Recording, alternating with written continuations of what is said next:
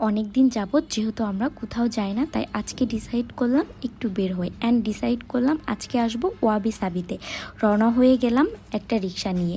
এটা ময়মনসিংহ থেকে একটু বাইরে আকুয়া বাইপাস আর ঢাকা বাইপাসের ঠিক মাঝখানে চলে আসছি। এটার ভেতরের কেমন পরিবেশ একটু দেখে নেন।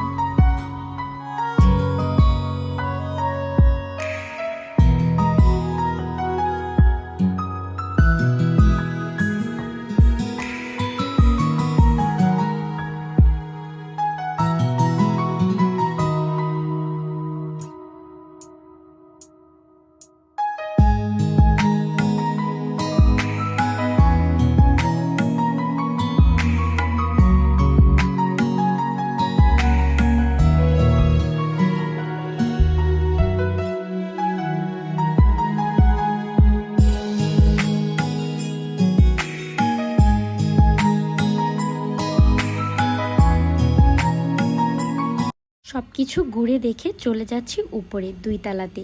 বিভিন্ন প্রোগ্রামের জন্য ওরা রেডি করে রেখেছে। আবার দেখলাম একটা কর্নারে ওরা বিভিন্ন বইও রেখেছে।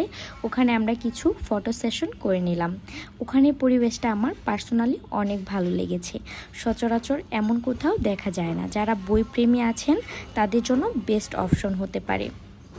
তারপর উপর থেকে নিচের ভিউটা একটু দেখে নেন। অনেক সুন্দর ভিউটা। এখানেও আমরা কিছু ছবি উঠিয়ে নিয়েছি। তারপর নিচে নেমে চলে আসলাম খাবার অর্ডার করার জন্য।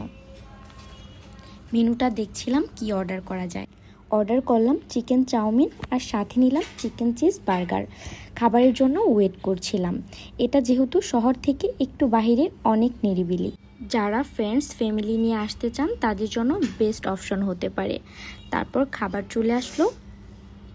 খাবার কোয়ালিটি আমাদের কাছে মোটামুটি লেগেছে, এতটাও আহামরি লাগেনি, তবে খাওয়া যায়।